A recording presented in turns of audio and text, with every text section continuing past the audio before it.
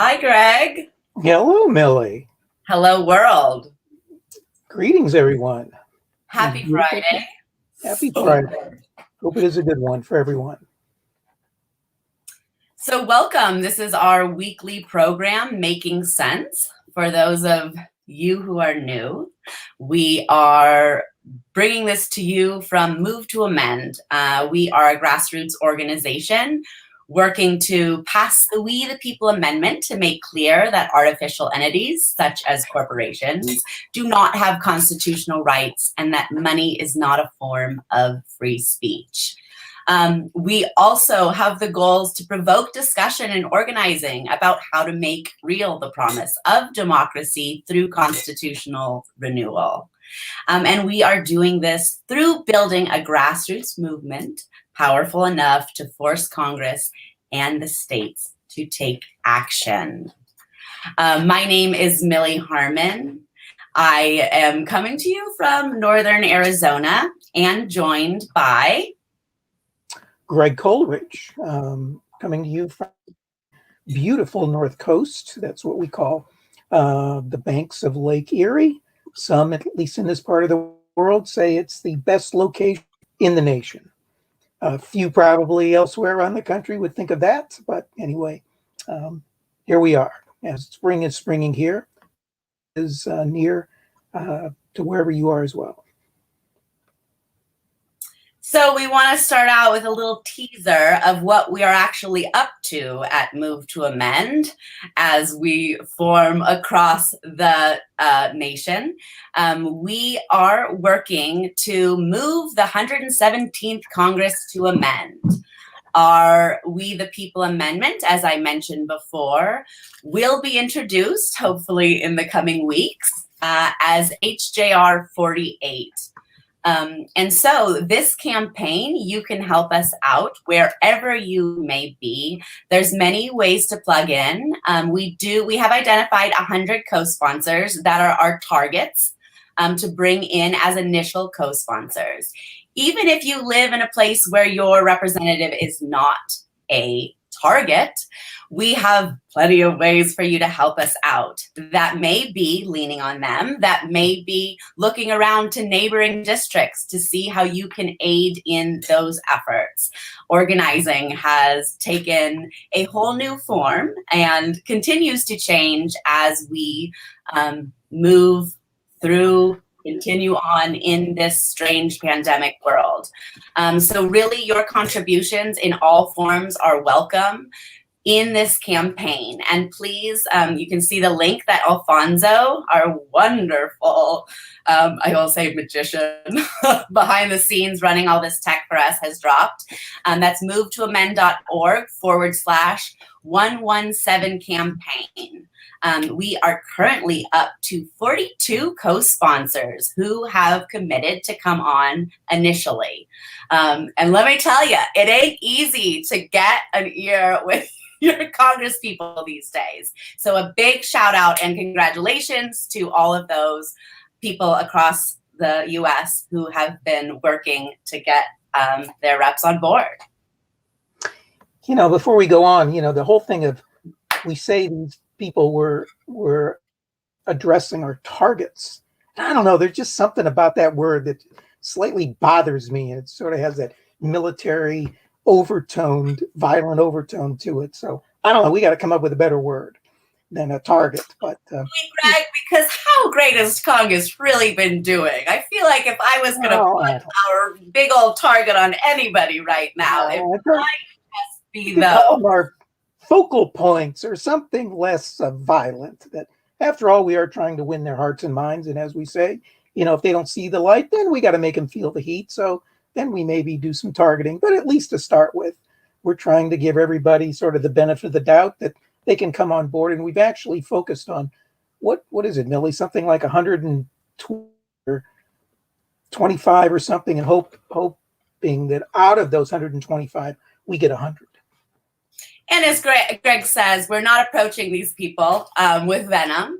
A lot of our work is education, and so little is actually articulated in the mainstream conversation about corporate rule. and the nuances of corporations having constitutional rights. So often the conversation gets sort of narrowed to money and politics. But truly, when we start to examine, the issues around us, so much of that can come down to constitutional rights being held by corporations through a series of, very activist dissents by Supreme Court judges. So I think that is important. It's more than threats and banging on doors, though sometimes we do get to that point. It is about education and making sure that not only our representatives, but their staffers and constituents really understand the ins and outs of this issue. And it is so much, as you say, Millie, so true, an educational process, because we find that, and it's not just us, it's volunteers we're working with who are constituents, who are the ones taking the lead oftentimes in reaching out and meeting with and facilitating those all virtual meetings at this point. And it doesn't take much learning on our part to realize that we end up knowing much more about these issues around corporate constitutional rights than the representatives or even their aides who focus on legislative or judicial areas. It's sort of frightening how unaware they are of the whole history and how we got into the fix that we're in. So it's empowering in a sense when you realize, hey, these people aren't as all-knowing as we think they are. And we're teaching them, and along the way, hopefully convincing them to support what we think is logical and it's got to be inevitable. If we're going to create a real authentic democracy for the very first time, we got to use this not just as an endpoint, but as a stepping stone to other even more fundamental reforms. I mean, it is surprising to continuously come upon staffers who may have been in campaign finance for the last 10 years, and they still really don't understand that this issue didn't start with Citizens United. And I do apologize for narrowing with a we. I mean we as the collective. There are the people taking all sorts of different roles, having conversations, getting petition signatures, calling their rep, so many different roles, and that is the we that I am speaking to. Good deal. That's right. Hey, before we get going on some of these issues, I just want to wish you a happy anniversary, and everybody tuning in. I'm sure everyone is preparing their parties this evening because, after all, like in the past when, Supreme Court decisions have been made, like Brown versus Board of Education, which overturned separate but equal, or the Civil Rights, bill, or the Voting Rights Bill, or Supreme Court decision having same-sex marriage. I'm sure everyone is equally loving and getting ready to honor and celebrate an anniversary that took place back in 1906 on this day when the U.S. Supreme Court granted Fourth Amendment search and seizure rights for the very first time to corporate entities. Isn't that grand? Isn't that wonderful? When we had, for the first time, corporations being able to be protected from regulatory people who are operating to protect the health, safety, and welfare of consumers, of workers, of the environment, of communities, making sure that what takes place on workplace sites, in fact, is safe for workers and doesn't, explode, that causes pollution or dangerous conditions in communities. So they set up these regulations and would oftentimes have surprise inspections. And corporate entities said, no, you can't do that because that's violating our search and seizure rights under the Fourth Amendment, which wasn't intended for them. So they were able to say their rights against search and seizure was more important than our rights as people living in communities to be safe from workplace hazards or environmental destruction. Go figure. And I mean, the legal jargon of it all sort of makes us think about, okay, well, we can't go through their paperwork, but it's so much bigger than that. It is, we can't check in on the actual state that factory workers are working in. There's so many very, very real levels to that right given to corporations. Right. It also affects animals who are treated very poorly and caged and the like. And, there's so many activists there who are trying to create safe conditions for animals, in fact, opposed to the killing and slaughtering of animals. And some of that has been defended as, well, you can't come onto property, you can't do anything that's violating search and seizure rights. So. And they have gone even further, those huge, farming corporations, agricultural corporations, to say that actually, if you try to capture any of this or cover any of this, then you can be charged as a domestic terrorist. Which, it's a felony. It's a felony. As a felony, correct. And I mean, the whole conversation about what is domestic terrorism has certainly been a topic of conversation of late. And we of course imagine that figure as someone violently trying to take away my rights and my safety in my country. But really, when we're trying to, see inhumane conditions of animals unable to turn around, standing in their feces sick, and somebody actually trying to take a picture of that through a hole in the fence is going to be charged with a felony and considered a domestic terrorist. So that's right. So anyway, just felt we should acknowledge that glorious event that took place 115 years ago today. We love to start off lighthearted. That's right. So, all right. So what happened this week, Millie? That's kind of a slow week, wouldn't you say? I feel like I mostly heard about the royal family. Yeah, that's right. But really, we've been working really hard. Movements have been working really hard to get some relief, to get people some relief. And so, well, something moved. What moved?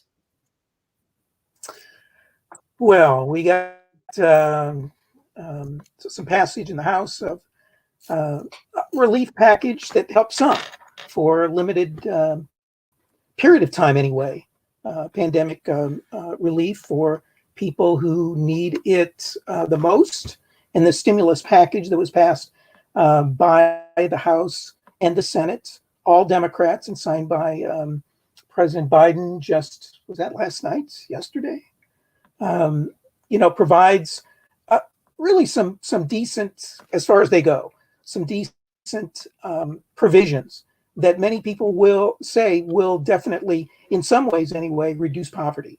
And there's several specific ways, 5 of them that have been pointed out: beefing up child tax credit, which itself, it said, very easily cut child poverty nearly in half. There's another round of stimulus payments, continued help for the unemployed, more generous food stamps, and larger tax credit for childless workers. Millie, does any of these affect you? I think maybe the first one. So as a parent, yes, there are some huge, that it's a huge aid to actually, there's a couple things going to come down for parents with children under 6. I think you get $300 a month, over that $250. But the other really unique thing about this is that previously, tax credit for having children would only partially be available for a refund. So if you are very low income, you didn't pay that much into taxes at the end of the year, if you don't actually need that money to go towards your taxes, you could only get so much of it back. So what's changed about that is if you only have a small amount to cover with taxes, then you can actually get the full amount back as a refund, which is hugely helpful. I think the other way is it is very show. It's for show. What was it really doing for those who didn't owe an enormous amount of taxes? So that is something. And you said eliminating half of child poverty. That's sort of scary to think it's that easy, isn't it? It's very scary to think it's that easy. It's very scary to think it's that easy, and we haven't done this sooner. So in terms of thinking of how good this is, it's really good because we know what our government has power to do. If we want to... Oh, go ahead, Greg. No, I was just going to say it's both scary, true, but also sickening in a sense of how easy it could be if the will, the political will, was there, and unfortunately, it has not been.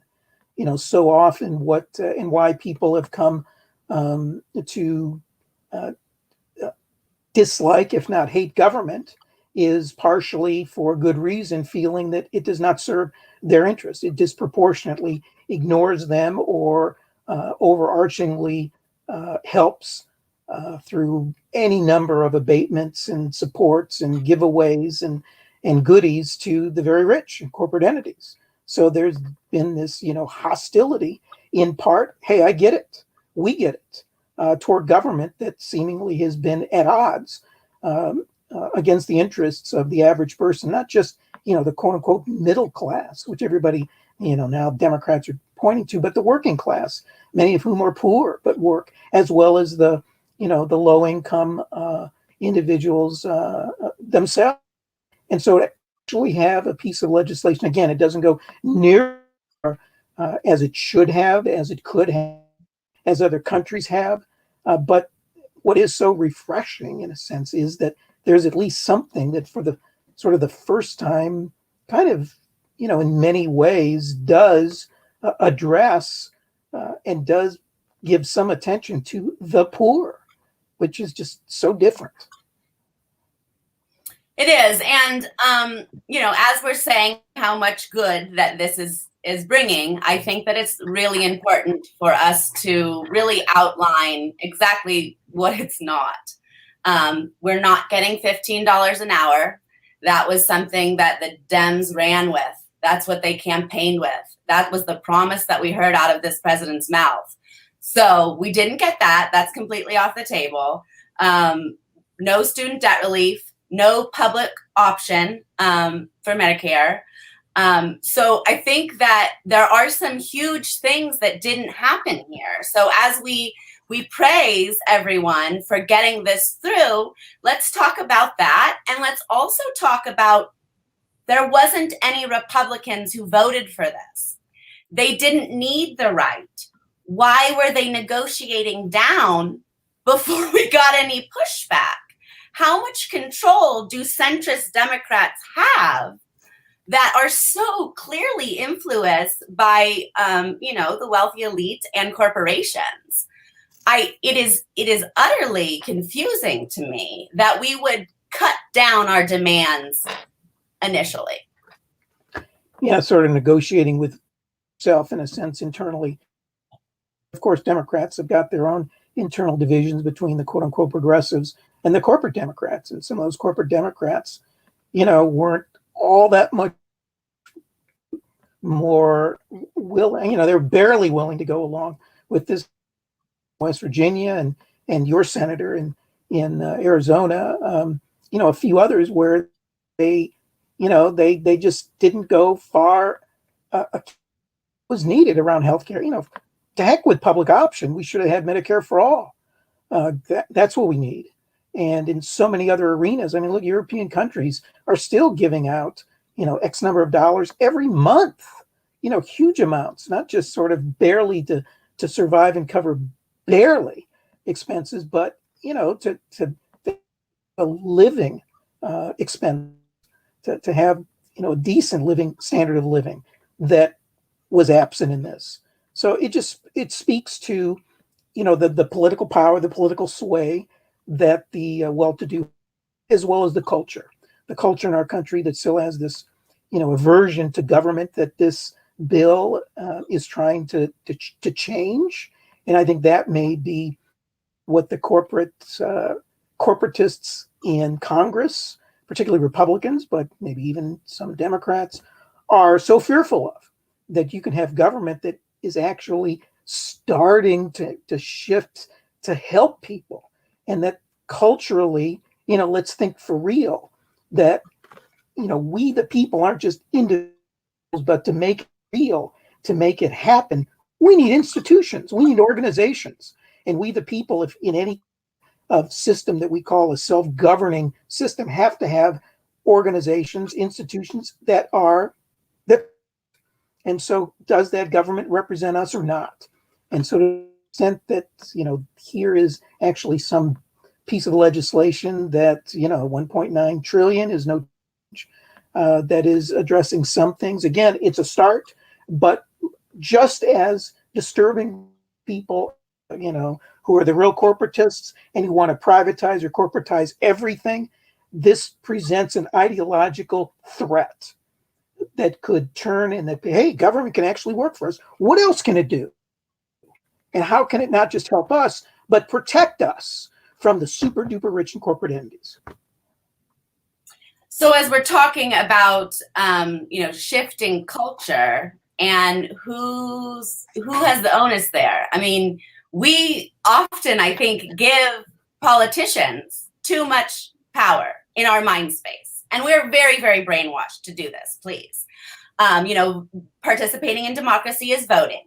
But really, shifts in law happen when culture changes, when people grow movements big enough to change the viewpoints and people's understanding. And so, I mean, if we look into history of really, really conservative administrations, even Nixon, where because the pressure was so strong from movements, we saw the EPA, we saw Occupational Health and Safety Act, we saw Roe v. Wade.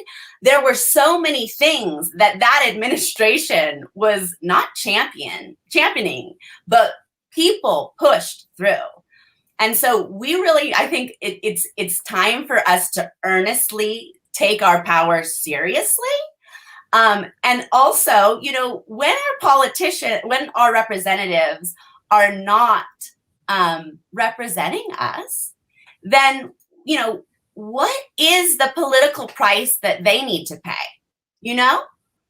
Right. We're not going to vote them back in.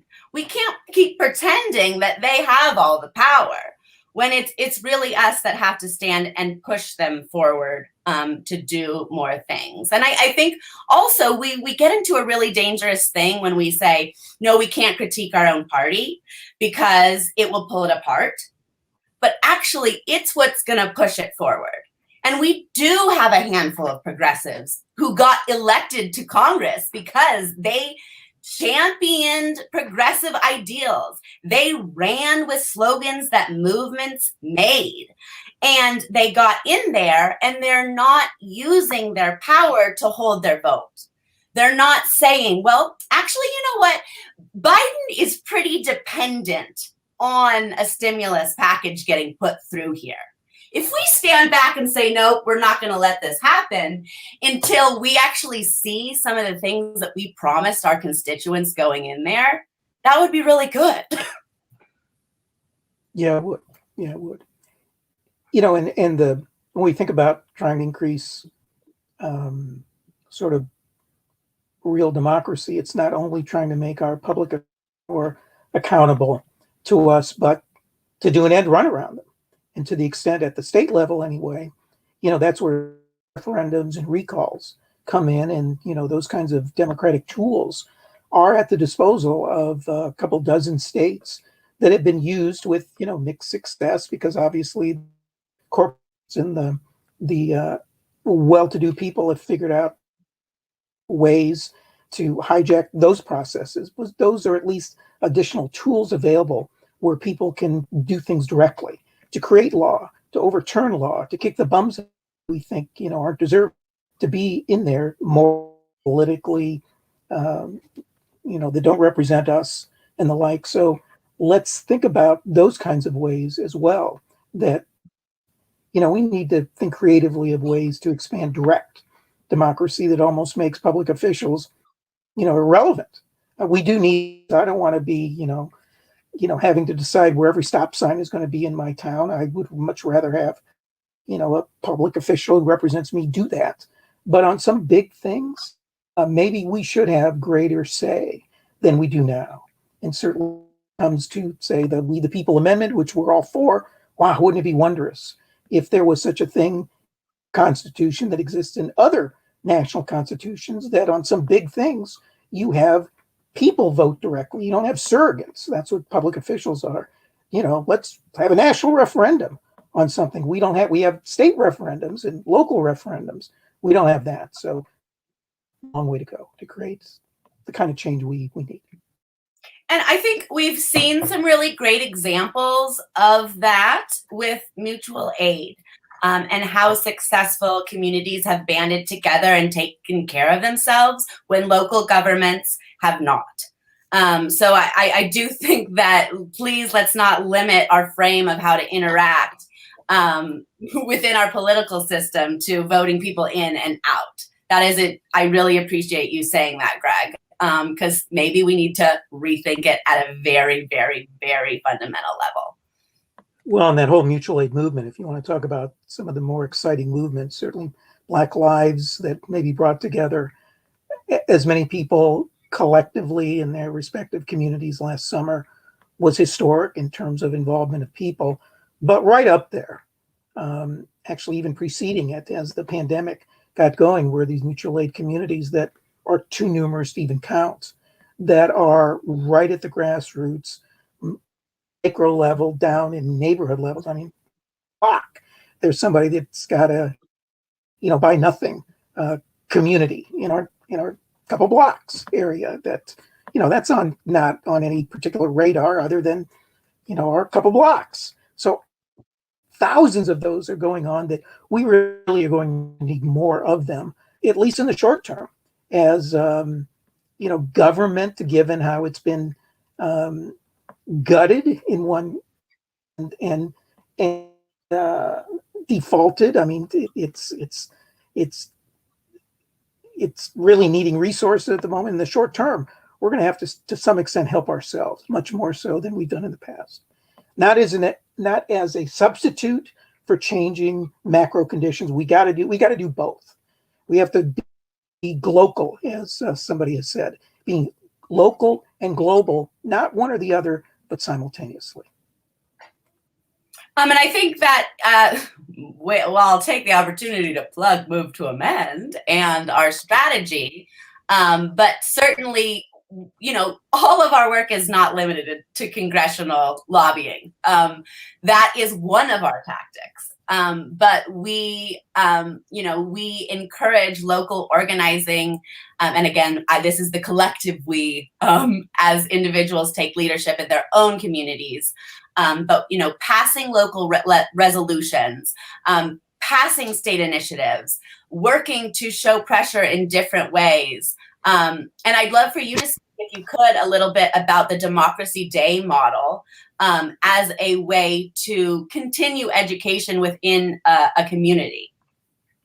Well, just quite simply, in Ohio, we felt that, when Move to Amend got going, the resolution and initiative tools as ways to educate and try to connect with organizational representatives to form alliances in passing ballot initiatives, citizen-driven ballot initiatives, or municipal resolutions, whether it's city council, village council, whatever the case may be, that those certainly very effective and very useful, but they were kind of, once they were done, they were over.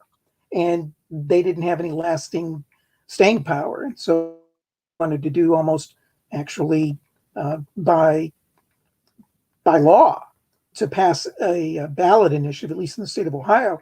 You just couldn't have sort of a statement of trying to get Congress to do something. You had to change something. So we decided to change the local law, to actually create a new law, an ordinance that locally, that's what they call local laws, ordinances. So we built in to our citizen ballot initiatives saying we are going to create a new law, a new ordinance that would be on the books, calling for a city-sponsored or village-sponsored, depending on the municipality in question, that would take place every year, every other year, that mandated the city to sponsor and be present at either the entire council, including the mayor or a representative of them, to have an open public hearing that people could show up to speak to the impact of big money in elections and corporate rule on their lives, community, world, environment, whatever the case may be. Again, that would take place every other year, and that at the end of that process, the city would have to put together a summary that we oftentimes would anchor or supplement with testimony that was submitted by everybody who would show up to that hearing, that sent to our state and federal public officials saying that on such and such a date, last year, 5 years ago, 10 years ago, whatever the case may be, citizens in the blank community passed a resolution, passed a citizen-driven initiative saying they want you, Congress, to pass this We the People Amendment. So it has been a way to keep this issue alive. It's been a way to keep organizations involved, because we try to get other organizations that are working on issues that intersect with big money and politics or corporate rule. And so it helps to connect the dots, and it helps us to maintain some connection with those other organizations, those other issues, to help change the culture in helping them think that they're not going to get very far working on their issue unless this fundamental change happens. And so it's helped us in a variety of ways, as well as, every once in a while, we do get some media attention from the local paper, because it's not just a group, us people on this work, but it's a sponsored public hearing that is taking place in City Hall chambers, or this year virtually. Great. Thank you so much, Greg. I think it's important that we have models in front of us of different ways to participate and educate. Yep. Hey, should we talk about some of the other issues? We did touch on the $15 minimum wage that was not included in the stimulus package. The thing that strikes me about that, I don't know about you, but hey, we do need minimum wage, and there's been this great campaign, a $15 an hour campaign, but there still is a little bit about that bothers me, which is even $15 an hour, which seems a lot in the eyes of many people out there. The GOP, they're going ballistic about it, is still not a living wage. People can't survive on that. And so I don't know if, Alfonso, you wouldn't mind putting in, there's a link in our notes. It's livingwage.mit.edu. So I don't know if that's something that MIT, the university, put together or not, but it shows basically the distinction between what the minimum wage is in states or locality, depending on where you are, what the is in your community or state, and compares that to a living wage. And it just sort of blows out of the water. Even a minimum, $15 an hour wage isn't nearly enough to have people just sort of have basic, ability. It's amazing that people are able to survive on what and many don't. Many can't. They have to work 3 or 4 jobs to and still having problems. But this, just an incredible example. And if I could just give one example, that in Ohio, for example, hey, I live in Ohio, that if you go to that site, you plug in Ohio, and it shows if you're one adult with one working or 2 adults, and depending on the number of kids. Right now in Ohio, the minimum wage is $8.70, but to have a living wage, okay, with no children, a living wage would be, they figure, $13.16. If you have 1 kid, $28.58. 2 children, $36 and change. 3 children, $47. That's just in Ohio, and we're sort of, on the poor side. California, 1 adult, minimum wage now in California is $12 an hour, but for a living wage to survive, no children, $18. 1 child, $40. 2 children, $50. 3 children, $66. We are far, far and away from that. So it just boggles the mind that here we are sort of arguing, and, my God, we need it. I hope we get it. But it's just a definition of how effective the dominant culture has been to sort of define our debate into this realm of, should it be, $8 an hour, $10 an hour, or all the way up to 15. Amazing. No, but I think that it is sort of a PR stunt. Again, they took this 15 an hour demand that really started like 15 years ago. I mean, how long ago did Seattle pass it? A good 7 at least. So they've taken this this slogan that movements built up, and they've used it to promote themselves for a lot of years when we knew that there's no even chance of that coming true, and it's so below the line. And that again comes back to, why are we setting our demands so low initially? You know, what is that we're so brainwashed to think? So yeah, I encourage us to start thinking bigger. Yeah, think in terms of what is a living wage. It's so funny. Senator John Thune, I can't remember what state he's from, in opposing the minimum wage, said, hey, when I was going through college, I made $6 an hour. Well, the guy's like, what, 70 years old? And if you took the $6 an hour 45 years ago and brought it up to the president, it'd be $24 an hour, Senator Thune. So you have just torpedoed your own argument against a $15 an hour wage. Unbelievable.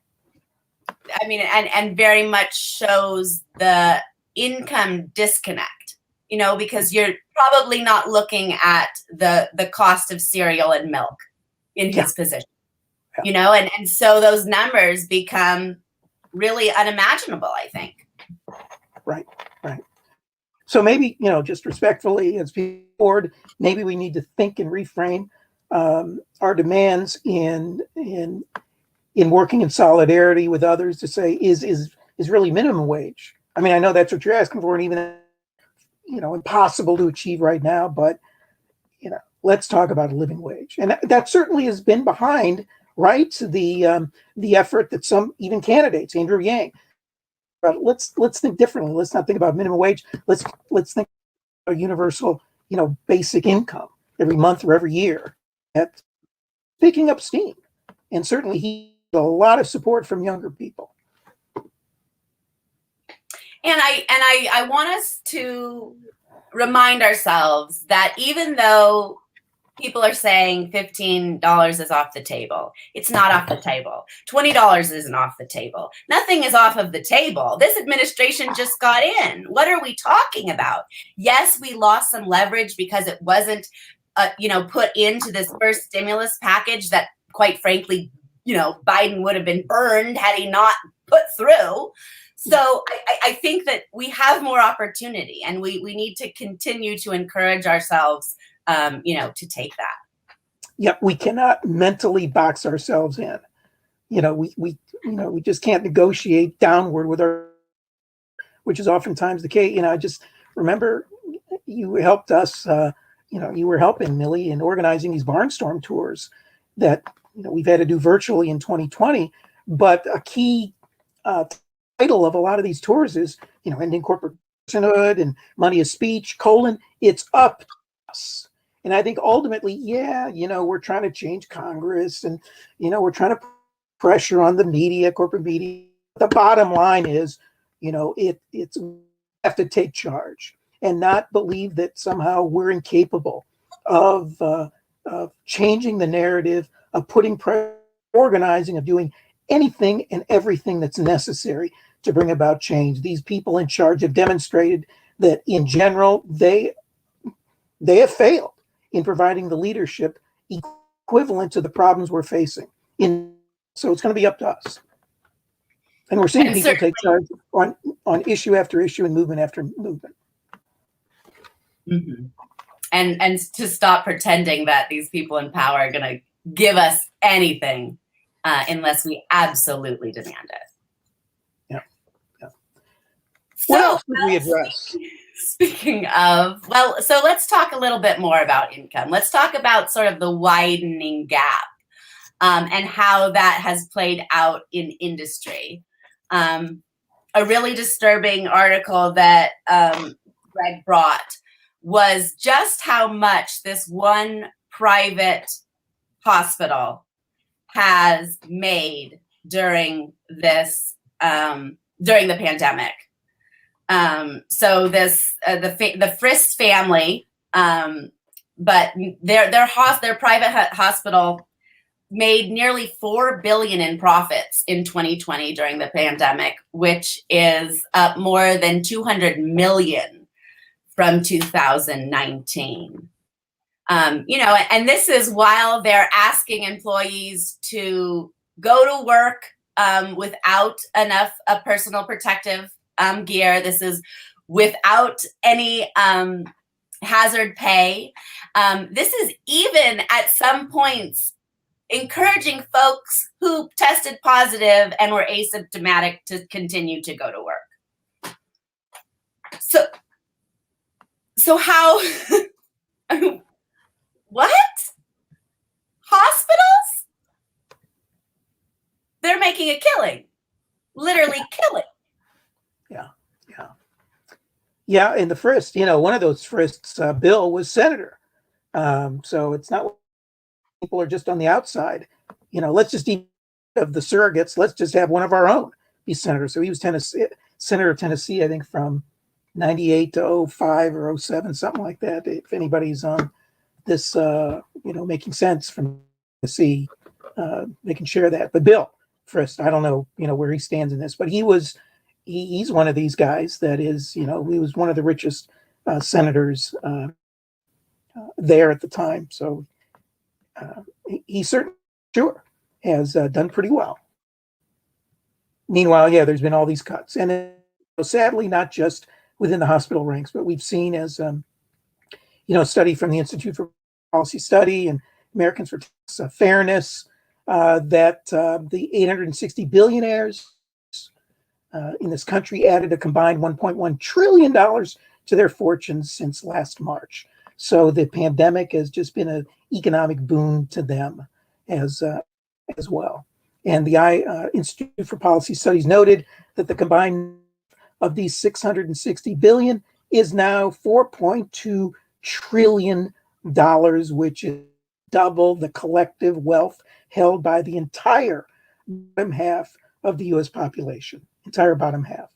And why it's so important to keep one eye on issues of economic disparity is that there is no point in human history, in civilizations, where you reach huge disparities of wealth and not have severe social disruption and chaos and maintenance of anything approaching sort of a quote unquote civilized order, and never mind a democracy. You cannot have political equality if you have economic inequality. It's just impossible.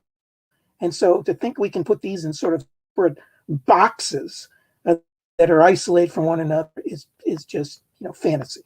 So we got a deal, and they go together, and we've got to focus on both of these elements. But just such a chilling backdrop to this saying, no, we still can't give you 15 an hour. Yeah. I mean, incredible. So as we explore more about the inequality within this pandemic, let's dive into a little bit about vaccine access and just exactly what this intellectual property that these mega pharmaceutical corporations are, making bajillions off of. Yeah, what have you seen about that? I know you posted that article related to the role of the World Trade Organization.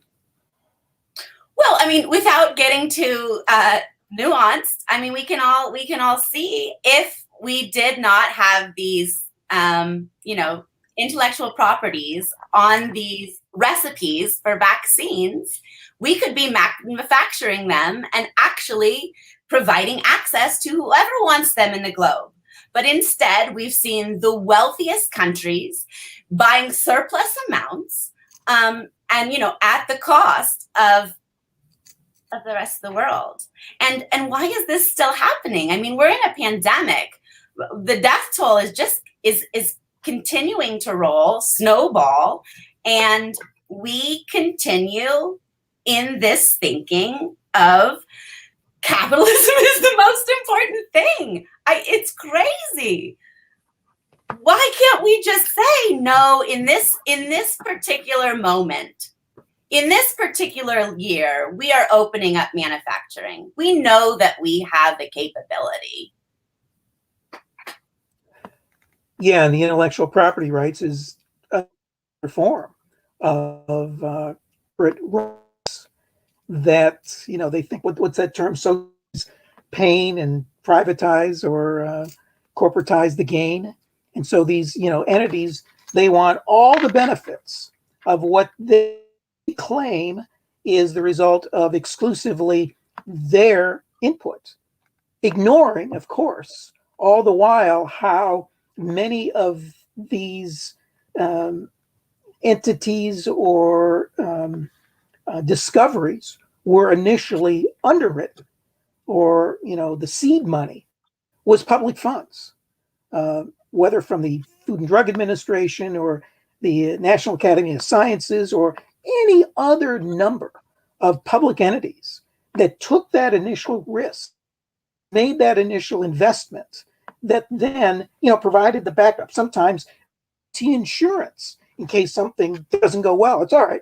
You can take the risk, but if something doesn't pan out, we'll cover your losses. There's all kinds of ways that the public subsidizes the private or the corporate, that then when the corporate then develops whatever they develop, they want all of the profit and not to share or not to, say that, well, it's exclusive, it should be 100% exclusive trade secret or proprietary rights or whatever. It's just a double standard that has been going on for many, many decades. And again, it's just part of the mindset that we have been conditioned to believe is legit, has gone on forever, and should continue forever. To heck with that.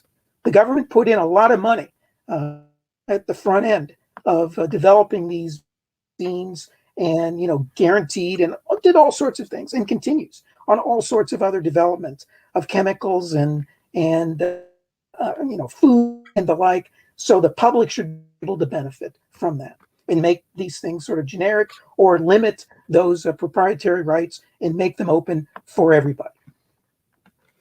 And we just had a comment from Jessica that I really agree with. I think intellectual property rights were related to bad trade agreements and are fairly new. And that's violence in a situation like this. And it is. And I mean, really, if they're gatekeepers to a public health situation. And why aren't charges being brought, let alone them having to, share intellectual properties? So the reason that we were bringing this up is that in the last week, months after India and South Africa made their initial proposal, the World Trade Organization has another chance to waive intellectual property rights for COVID-19 vaccines and treatments. And you know what, in the same regard of when they were trying to create vaccines, had the science been shared, we would have gotten here so much sooner. We would have lost so many less lives. And, so it is, you're right, it's violence. And the other thing to keep in mind is, let's remember, friends, that the World Trade Organization, WTO, is a supra entity that is not public. It's it has representatives of organizations, but those organizations, they set up committees in those, and seated on those committees are corporate representatives. You don't find indigenous group representatives, women's group representatives, consumer organization representatives. They're corporate representatives, and they're the ones who the deciding. And oftentimes, of course, the WTO, as this more private entity than public entity, challenges decisions, laws, rules made at the state level, including in the judicial arena, that says no. You can't make that decision because that is a violation of corporate rights. And so you're seeing sort of the preemption taking place, not just, we've seen for a long time, have we not, federal laws preempting state laws and at the behest of corporations. Well, now they're going a step further. They're saying the international laws under the rubric of the WTOs and other entities like that, NAFTA was the same way, should preempt or trump nation state laws. So it's just another example of the corporatization of decisions that should be public. And also, Lawrence did mention, I mean, it's so much of public money went into the creation of these vaccines, subsidized the creation of these vaccines, paid for the studies, and yet they're still going to make all the profit. Okay, well, let's move on to something else really wonderful. Well, okay, something that's popped up is HR 1, the For the People Act.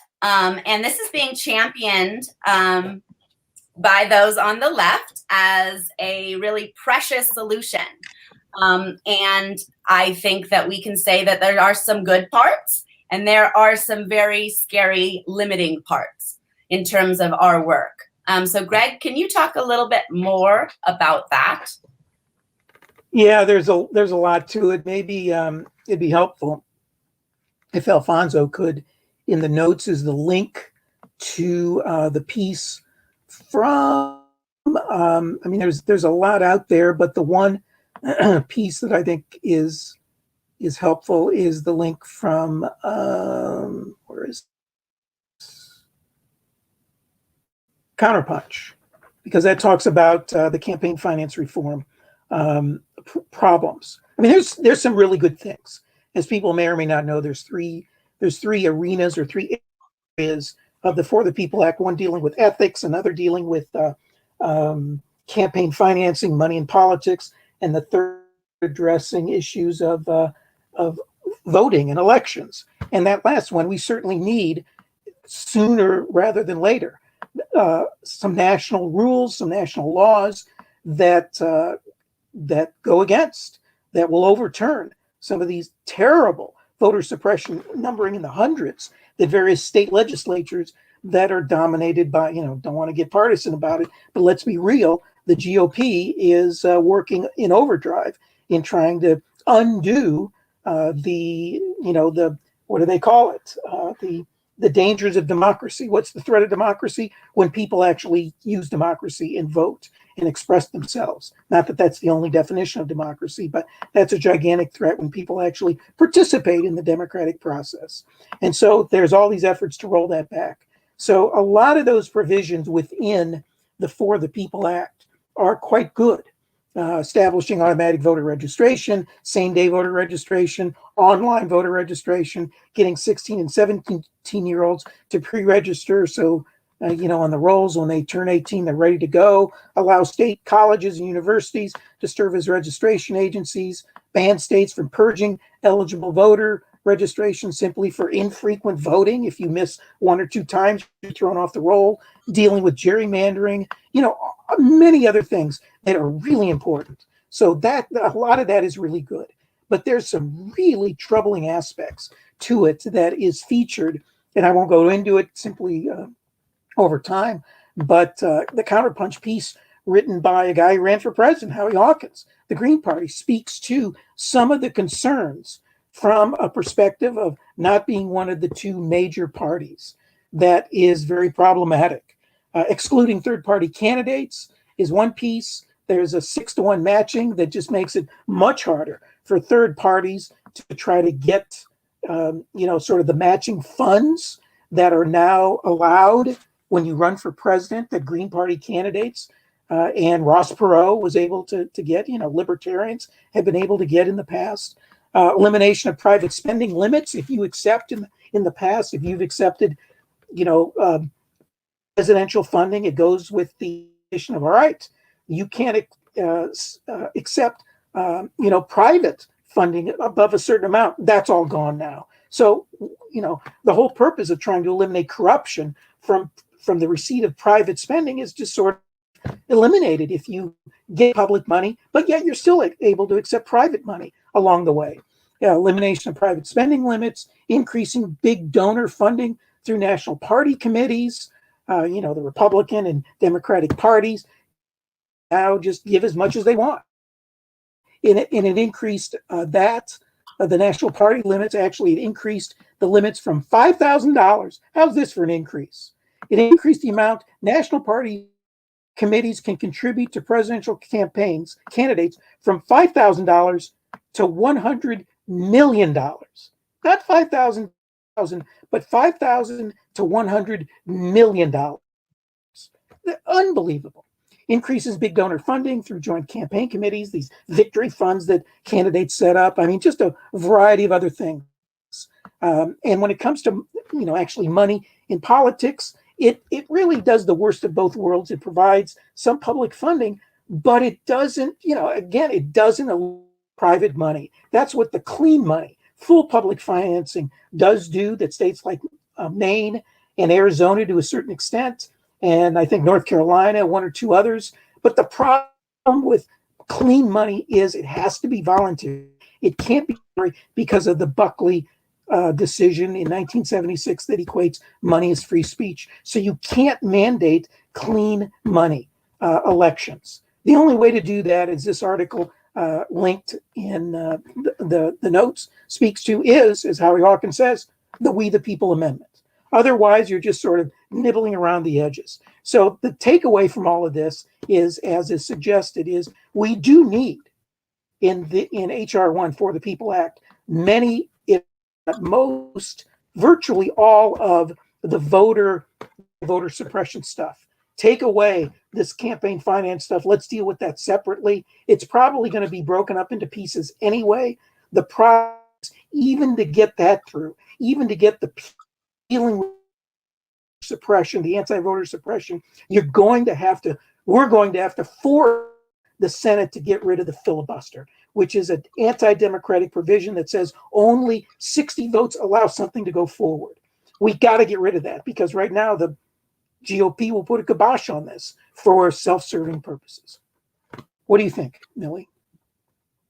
Well, I mean, I think that this is pretty typical, and something that we always have to be watchful for is, some really nasty shit wrapped up in some really good stuff. And, to be able to take that apart. Incremental change can be good, but it can also really take us out at the knees, because if we say we've done this and we actually haven't gone at the heart of the issue, we haven't actually addressed it systemically, then that can go to our downfall, because then the folks can say, oh, we already took care of that, but when it really, really hasn't. So definitely something to be mindful when these pretty bows get given to us, that we need to really make sure that we're paying attention to what that means. Yep. So here, I can't believe we've moved through this hour so much. I wanted to mention, before we move into our yay moments and how you can get involved, I did want to mention one more story that's gotten a lot of coverage on Twitter, and certainly goes down the path of money in politics, which is the story behind the Brooklyn dad, who was this seemingly unknown dude who quickly gained, over 500,000 followers during the presidential campaign, was of the thinking and pushed the slogan "Vote Blue, no matter who." Was very discouraging of demanding $15 an hour, was very discouraging of Medicare for all, was very slanderish of Bernie followers. And this guy had a lot of power from taking people who were starting to lean progressive back into the center. Through a lot of fear tactics of, we can only work within the system and get this far. So he got a lot of traction. He got a lot of sway. And then it just came out last week that he received $57,000 from a Dem Party pro-Biden super PAC. And this is really upsetting, and a really good example of how movements can be co-opted. And something that we need to be watchful for, and also really, really critical of those who are encouraging half measures. When we're made to think that we have to vote blue or red out of fear, it really, really, really works against us and is going to continue the status quo.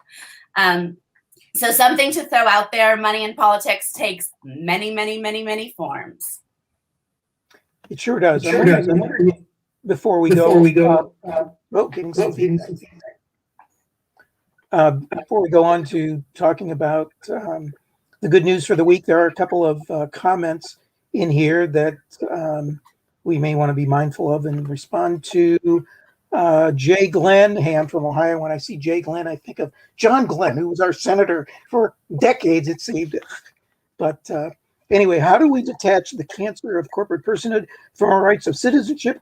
Citizens aren't citizens of any nation. They are only parasites of every nation. Well, we think, corporate constitutional rights is certainly a parasite. And, our solution is, as a first step anyway, to get at what we're trying to achieve, which is authentic, real democracy for the very first time, is this We the People Amendment. So if you're not familiar with it, go to our website. If you've not signed our motion, go to movetoamend.org/motion. Oh, there, it's up there. And you'll get the ins and outs of what it is we're trying to do and why this amendment is so very much, we think, spot on. And Shelley talks about before we leave that comment, Greg, I do sort of want to pick it apart a little bit, if you don't mind. When we use the word citizenship, it can get really scary because then we start to define who is worthy and who is not worthy. And so we talk about personhood and what it means to be human, and how humanness is separating us from, or separating what needs rights. And I shouldn't say just human, because eventually we'd like to get to nature having innate rights as well. So I just want to be mindful when we're using words. It's important to be careful because, as many people are present here in the U.S. And contributing, they are not citizenship, or they don't have citizenship, and because of that, they face a lot of danger and persecution. Yeah, and don't have protections they should have. That don't have rights that they should have. So absolutely, thank you so much for bringing that up. Absolutely. Shelley talks about HR 1, poison pill. Yeah, that is a good way to phrase it. No question about it. That Trojan horse. Another way, maybe the parts of it dealing with the campaign finance piece.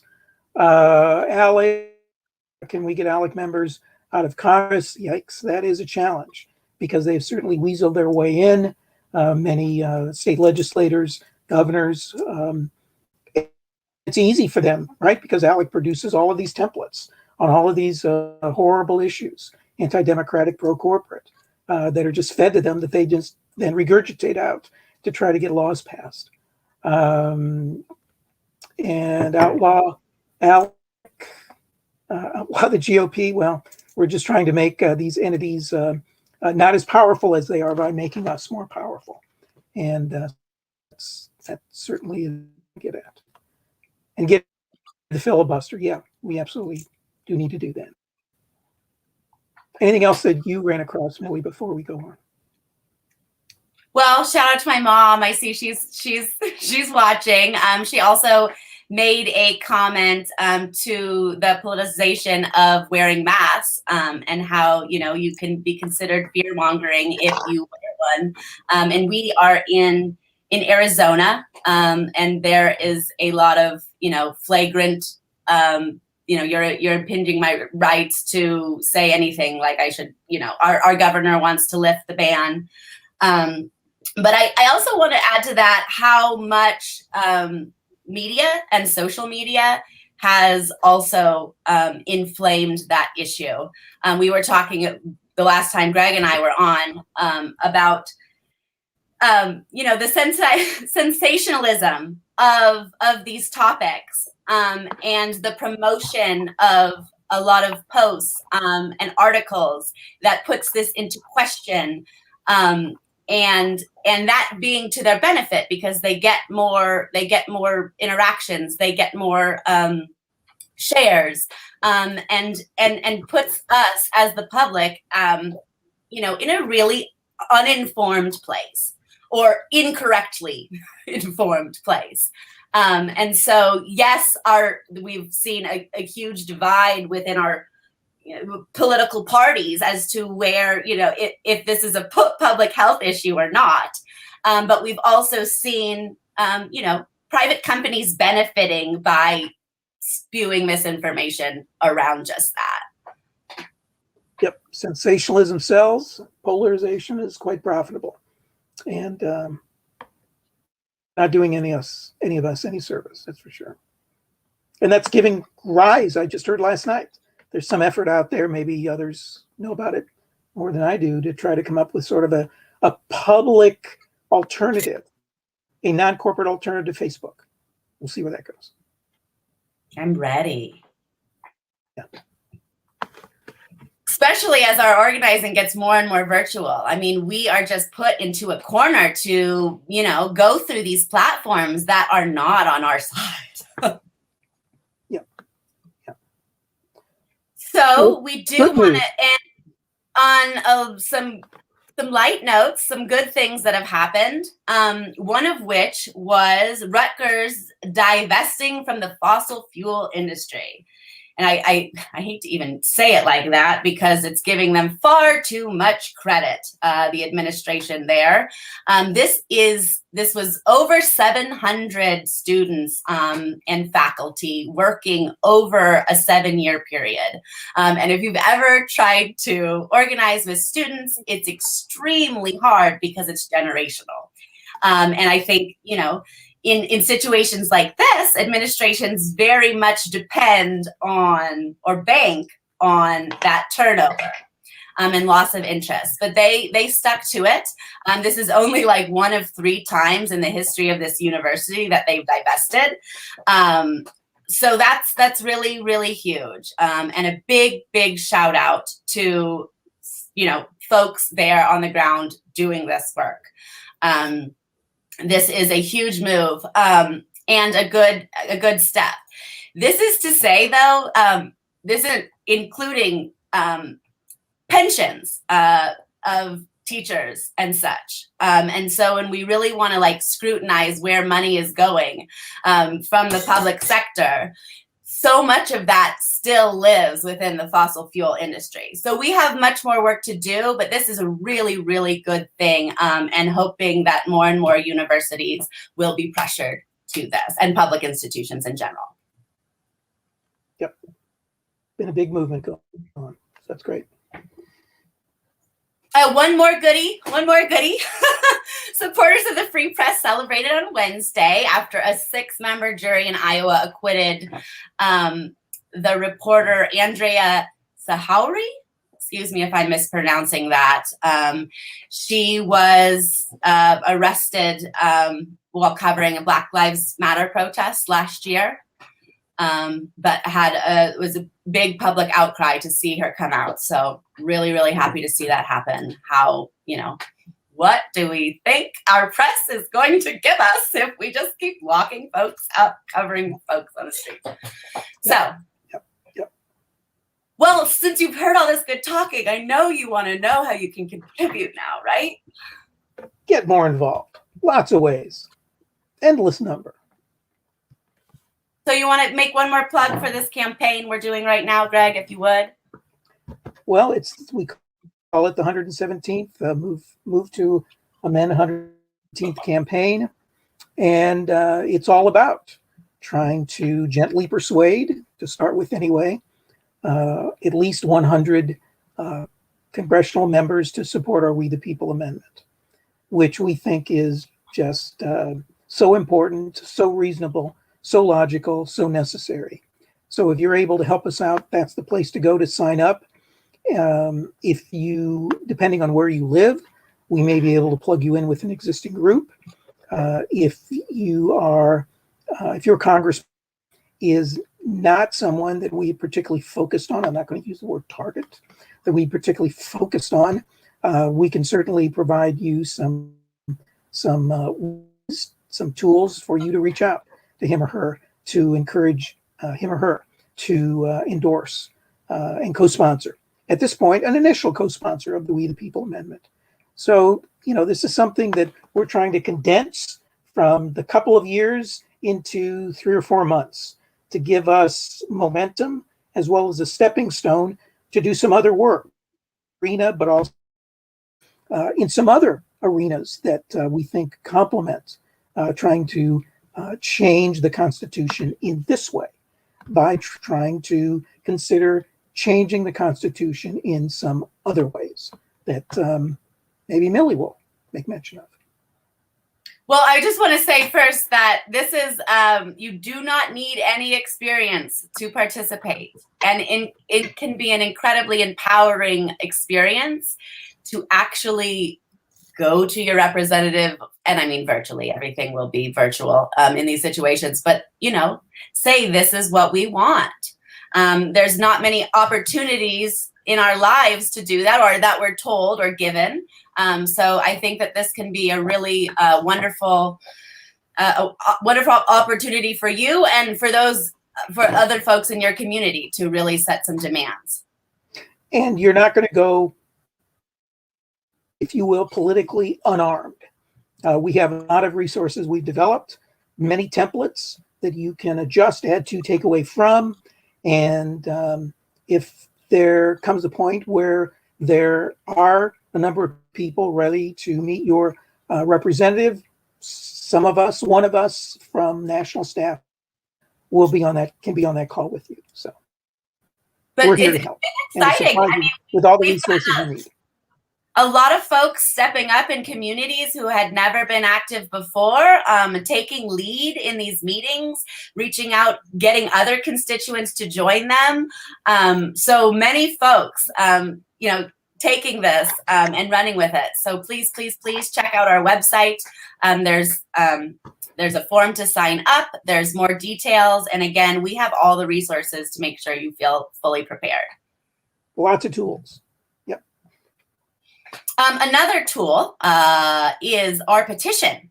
This is, if Alfonso, if you would drop the link, this has been our main organizing tool.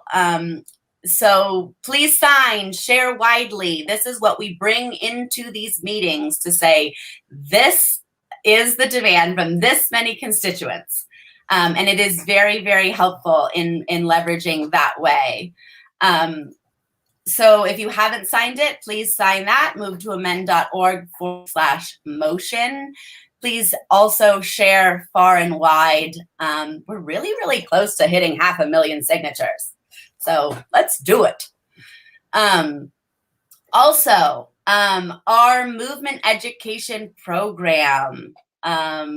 This is the third rendition of this fantastically crafted It's a study group. And what do we need more now is an opportunity to convene with friends wherever they be in the country. So you can go ahead and treat this like a fun little book club, except you are getting some really fabulous resources on movement history, anti-oppression, education, for your internally as well as your external work in the community, a lot of tools to help with solidarity organizing, as well as we had talked a little bit earlier about the common trend of co-optation having with movement spaces, and we have a lot of good some readings and videos on that,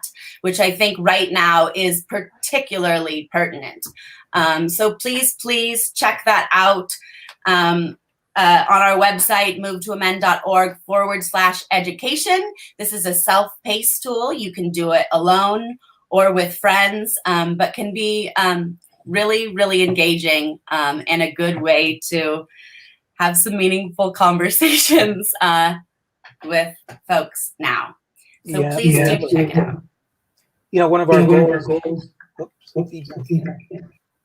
we talk about is political education.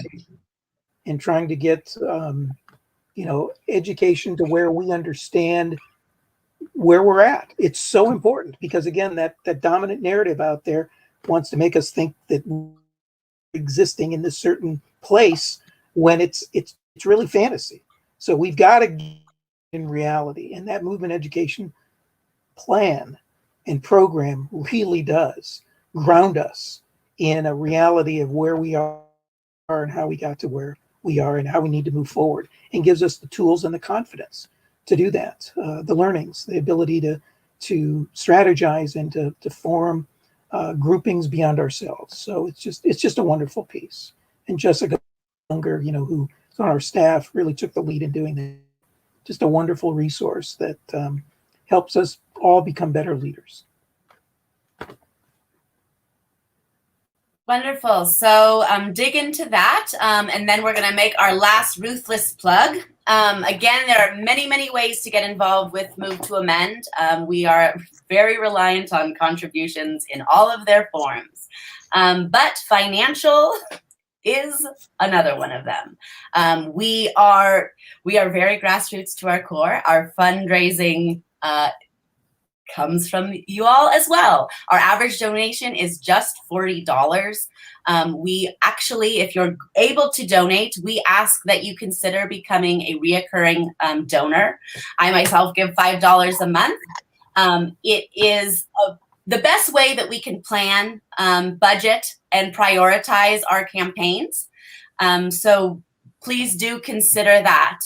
Again, most of our funding is from individuals giving what they can in small amounts. So if you know of somebody who can, it's a good way to contribute if you don't have time to contribute.